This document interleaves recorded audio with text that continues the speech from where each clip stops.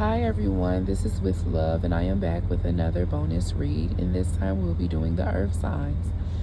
So in this bonus read, we'll be doing the cycle read. And in the cycle read, there are 3 levels, and in the 3 levels, there are 4 cards. Each 4 card completes out a cycle, which gradually goes to the next cycle, and then on to the next cycle, which completes the story. So in this read, we have 3 levels. So the first card is the masculine energy, who is in a state of thought. This masculine energy is in a state of thought as he ventures out into a journey.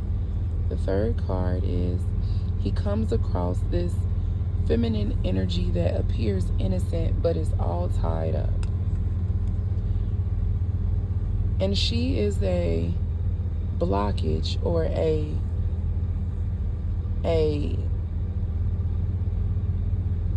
not I wouldn't call it a blockage, but like a side quest in the journey of him to personal healing and happiness. So in this journey, he is intrigued by this young lady who was all tied up. In the next level, while he is intrigued, we had to figure out what would he do with this young lady who was all tied up. Because she's all tied up, it would appear as if she would be this energy that would throw him off of his course or be a deterrent on his course. But we see in this next level that he's in a state of happy family. So now we're left to wonder, why is he in a state of happy family? In the second card of this second level, he's in a state of confidence. He's confident. He's confident in the decisions he made. So now we have to figure out, did he make a decision to entertain this young lady who was all tied up? And in the third card, it appears that he did so. It appears that in him choosing to add her to his journey into personal healing and happiness, they became a happy family, which allowed him to go deep into his confidence. And in him being in his confidence in a relationship that they formed, it allowed her to unlock her heart. Because remember, she was once all tied up, and although she appeared to be innocent, her being tied up could have been a deterrent depending on how he chose to handle it. If he wanted to just go into his own journey on his own, or if he wanted to add her in. And in adding her in, he had a happy family with her, which allowed him to be in a state of confidence, which in him choosing to add her into this journey of where he was already heading, it allowed her to unlock her love, allowed her to untie herself because of the love and the confidence that he instilled within himself and in her. It unlocked her heart. So the fourth card on this second level is strategy. So because on this journey that he was going on with himself, right?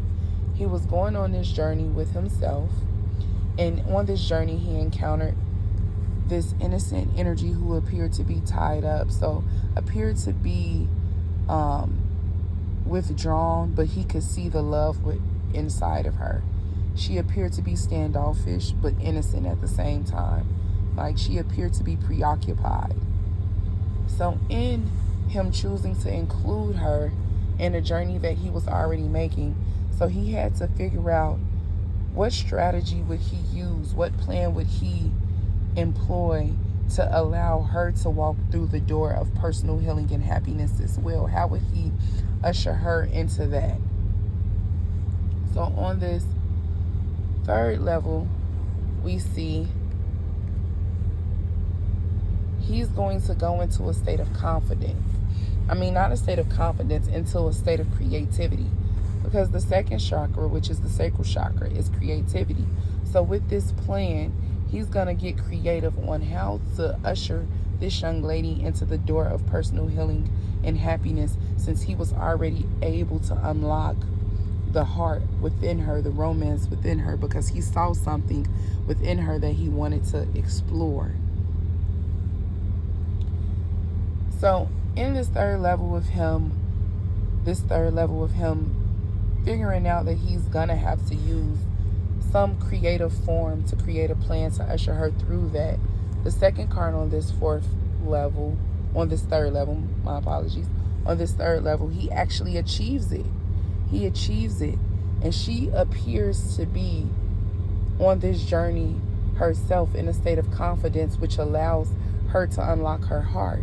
So where she was all tied up and she looked innocent and loving and curious, he was able to unlock her heart by teaching her through the plan in which that he used in that journey to go through the door of personal healing.